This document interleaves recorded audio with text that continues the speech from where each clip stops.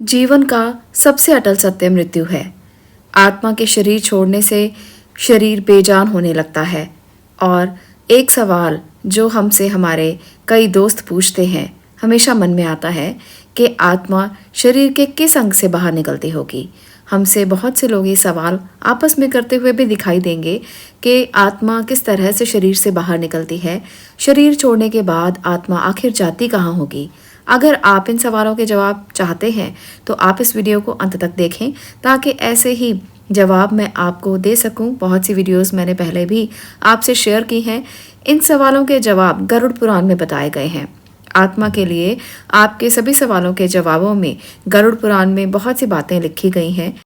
जिसने भी जन्म लिया है उसने एक ना एक दिन इस धरती से जाना है, उसने एक ना एक दिन मृत्यु की तरफ बढ़ना है। इसलिए मृत्यु का ऐसा सच जिसे कोई झुठला नहीं सकता माना जाता है।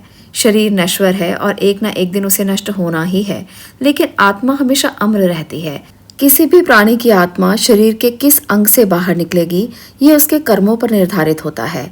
आपने शायद सुना होगा कि कुछ लोगों की आंखें मरने के बाद उल्टा प्रभाव डालती हैं और कुछ लोग मृत्यु के समय में मलमूत्र का त्याग करते हैं। असल में ये आत्मा के शरीर त्यागने की स्थिति के कारण ही होता है। इसके पीछे एक सच्चाई है। इस सच्चाई को जानकर आपके होश उड़ जाएंगे। गरुड़ पुराण में बताया गया है कि मरते समय आत्मा शरीर के 9 द्वारों से बाहर निकलती है, यानी कि 9 द्वारों से वो शरीर का त्याग करती है। अब जानते हैं कि ये 9 द्वार कौन कौन से हैं। हमारी दोनों आंखें, हमारे दोनों कान, दोनों नाक की नलिकाएं और मुंह का द्वार, और उसके अलावा एक और द्वार है जो है उत्सर्जन अंग। जिन व्यक्तियों की आत्मा उत्सर्जन अंग से निकलती है, मरते समय वो मलमूत्र का त्याग करते हैं। हालांकि गरुड़ पुराण में इसे कुछ अच्छा नहीं माना गया, परंतु इसे थोड़ा सा विस्तार से समझेंगे। देखा होगा आपने कि जब किसी व्यक्ति की मृत्यु होती है तो उसके पैर बिल्कुल ठंडे हो जाते हैं, उसके बाद घुटनों के ऊपर का हिस्सा ठंडा होता है और धीरे धीरे पूरा शरीर हो जाता है।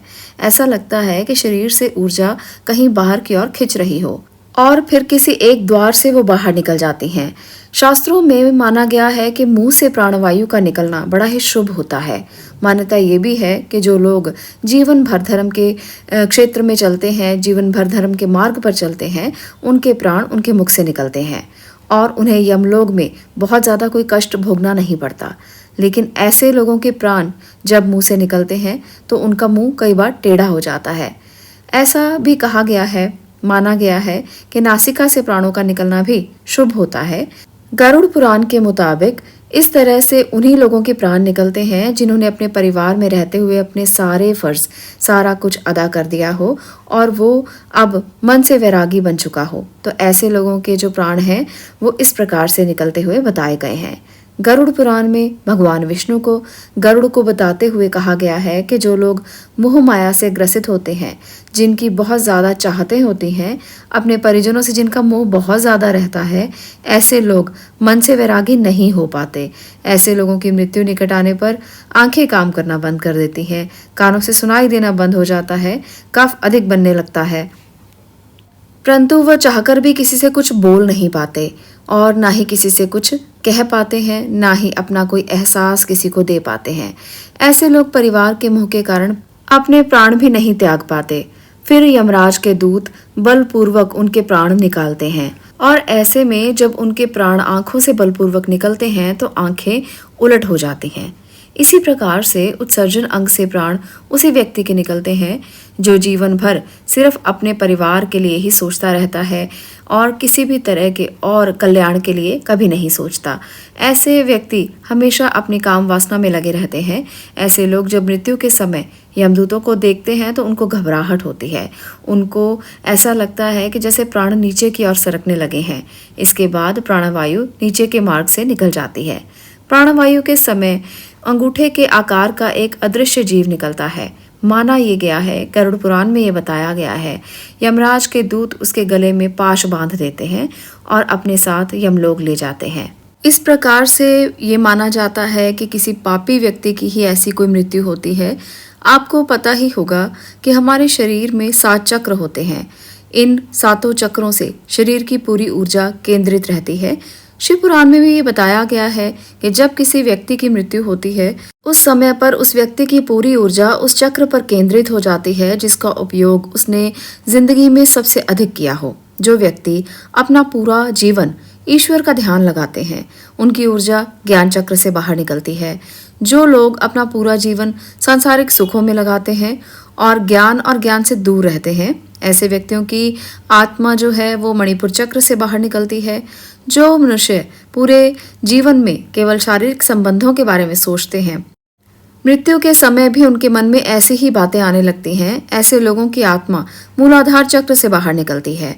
और जो मनुष्य अपना पूरा जन्म ज्ञान देने और ज्ञान लेने में गुजारते हैं, उनकी आत्मा गले से यानी कि विशुद्ध चक्र से बाहर निकलती है। मनुष्य पूरा जीवन भगवान को याद करने में अगर बिताए तो ऐसे में अंत समय में उनके मुख पर भगवान का नाम ही होता है और उनकी आत्मा आंखों से बाहर निकलती है। जो मनुष्य पाप से दूर रहते हैं, सच्चे होते हैं, शुद्ध मन के होते हैं, पुण्य आत्मा होते हैं, ऐसी आत्माएं सहस्रार चक्र से बाहर निकलती हैं। ऐसे लोगों को मरने के बाद कोई कष्ट नहीं आता और सीधे मोक्ष की प्राप्ति होती है। ये लोग बहुत ही भाग्यशाली माने जाते हैं।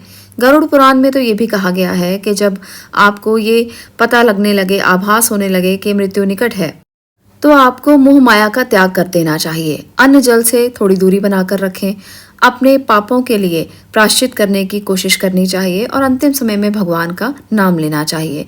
जो मनुष्य अपने प्राणों के निकलते समय सन्यासी हो जाते हैं, उन्हें मृत्यु के बाद विष्णु लोक मिलता है और इसके साथ मोक्ष की प्राप्ति भी हो जाती है। जीवन मृत्यु के चक्र से वो मुक्त हो जाते हैं। मतलब ये है कि अब उन्हें धरती पर फिर से जन्म लेने की कोई आवश्यकता नहीं है। जो व्यक्ति योगी होते हैं उनके प्राण तालु रंध्र से बाहर निकलते हैं।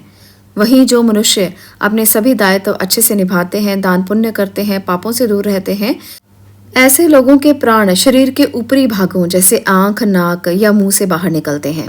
गरुड़ पुराण में तो ये भी बताया गया है कि जिस मनुष्य की मृत्यु अचानक से हो जाती है, जैसे एक्सीडेंट से या हत्या से अगर किसी की मृत्यु है, तो उनकी आत्मा अलग तरीके से शरीर से बाहर निकलती है। वहीं जिन व्यक्तियों की मृत्यु लंबी बीमारी के बाद होती है, उनकी ऊर्जा पूरी तरह से नष्ट नहीं हो पाती। ऐसे में ऊर्जा या आत्मा 21 अंग से बाहर निकलती है। इनमें शक्ति होती है। जैसे ही आत्मा शरीर से बाहर होती है, शरीर बिल्कुल निष्प्राण हो जाता है, उसकी चेतना चली जाती है। कुछ शरीरों में दुर्गंध आने लगती है और कीड़े भी पड़ जाते हैं और अंत में चिता में जलकर भस्म हो जाती है। ऐसे शरीर पर गर्व करने का कोई लाभ नहीं। आपका शरीर कितना भी सुंदर क्यों ना हो, अंत में उसका हश्र वही होना होता है। आत्मा अमर है जो शरीर त्याग कर दूसरे शरीर की खोज में निकल जाती है। मनुष्य की आत्मा शरीर छोड़ने के बाद कैसे शरीर में प्रवेश करेगी, ये पूरी तरह से उसके कर्मों पर आधारित है। कुल मिलाकर अगर देखा जाए तो आपकी मृत्यु का पूरा सफर आपके कर्मों पर ही निर्भर है। आप अगर मृत्यु को आसान बनाना चाहते हैं तो कर्मों को अच्छा करें, मोह माया के जाल से थोड़ा दूर रहें, दान पुण्य करें, दूसरों की मदद करें, तो आपको भी इसका जो लाभ है ज़रूर मिलेगा और आप भी अपने मृत्यु के सफ़र को आसान कर सकेंगे। आज के लिए इतना ही। मिलते हैं अगले वीडियो में अगले विषय के साथ। आपका इस वीडियो को देखने के लिए धन्यवाद।